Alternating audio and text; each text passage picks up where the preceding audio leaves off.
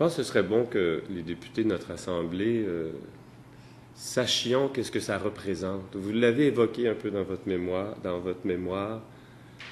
Vous m'avez dit tout à l'heure en arrivant ici que vous étiez nerveux. Vous avez dit des choses, là. Vous avez écrit des choses, vous avez dit des choses, vous avez répété là des choses. Et pourriez-vous peut-être, pour les fins de nos travaux, nous parler un petit peu davantage de ce que ça représente, le fait d'avoir 2 poursuites, une mise en demeure, au plan personnel. Ben, allez-y, M. Cheney. Ben, c'est-à-dire qu'avec ces poursuites-là, le plan personnel et le plan professionnel, tout à coup, sont complètement mélangés. On ne distingue plus très bien entre les deux. On est complètement pris là-dedans du matin au soir. Bon, je les ai énumérés tout à l'heure. Leurs exigences, moi, me paraissent farfelues, sinon frivoles. Il manquait que la pierre tombale de mon père pour compléter le tableau. Il nous arrive avec des questions personnelles dans les interrogatoires qui sont... on se demande où ils ont trouvé.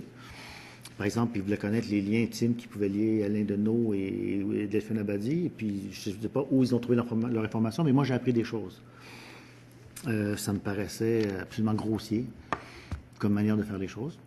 Les interros sont sans fin, c'est du martelage, c'est du criage, c'est des méthodes qui sont dignes... ou qui sont indignes d'une démocratie, d'un état de droit, je crois. Je ne savais pas que ça marchait comme ça, que ça fonctionnait comme ça, mais je suis étonné de ce que je découvre, de voir jusqu'à quel point ils peuvent aller, tout en ayant tout à fait le droit, semble-t-il, de le faire. Je vois aussi que de plus en plus, ils veulent tout savoir de nous, c'est-à-dire même... Bien sûr que nous, quand on a reçu la première mise en demeure, avant de décider de sortir quand même le livre, on a tenu une réunion. Les éditions éco-sociétés appartiennent à l'Institut pour une éco-société. On a réuni les vieux de la vieille, on a réuni les auteurs, un avocat, on a réfléchi ensemble. Mais ça, ils veulent avoir le procès-verbal de cette réunion.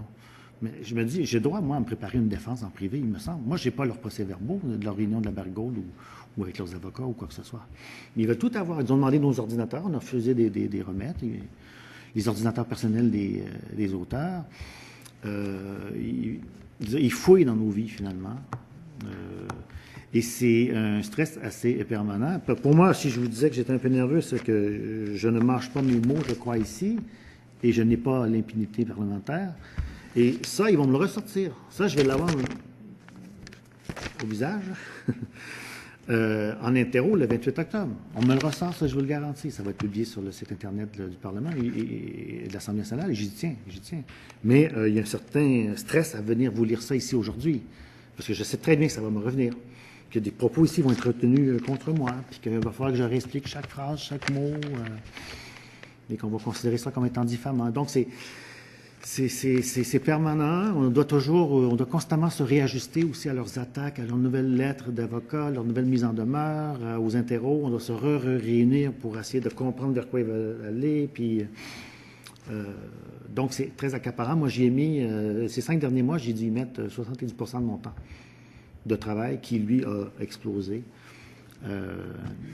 J'ai pas eu beaucoup de fin de semaine à moi depuis longtemps.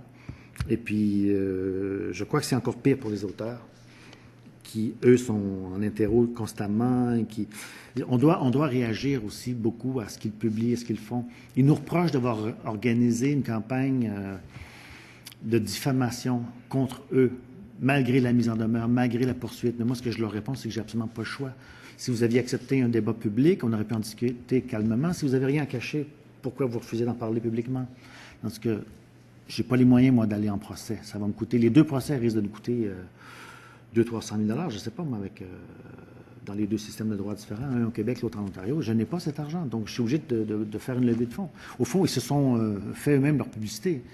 S'il n'y avait pas eu de poursuite, le livre, il s'en serait vendu 1200 copies en librairie au Québec. Ça aurait peut-être intéressé quelques personnes. On souhaite quelques députés au Parlement d'Ottawa pour exiger une commission d'enquête indépendante sur les agissements des minières canadiennes. Mais sinon, ça n'aurait pas été un best-seller. Ça, c'est clair et net. Ils en ont fait un best-seller. Et ça, ils nous le reprochent en même temps. Mais vous voulez que je parle de ma vie? Ben c'est ça. C'est sans fin qu'on est pris là-dedans.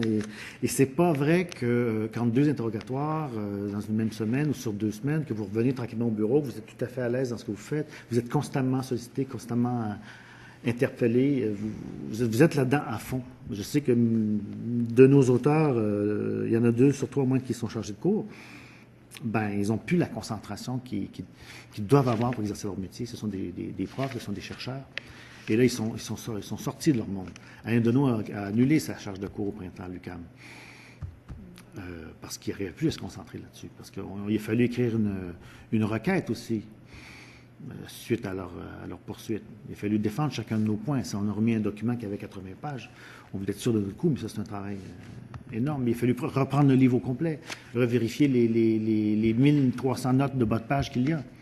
Mais eux-mêmes l'ont fait d'ailleurs. Eux-mêmes vont même jusqu'à citer les autres écrits des gens qui sont mentionnés en note de bas de page. Donc, ils ont fait un travail fou de recherche pour tenter de trouver la moindre petite erreur qui pourrait y avoir dans le livre, la moindre virgule mal placée qui permettrait une interprétation qui irait dans leur sens. Donc, c'est comme ça, c'est sans fin. Merci beaucoup pour ce témoignage.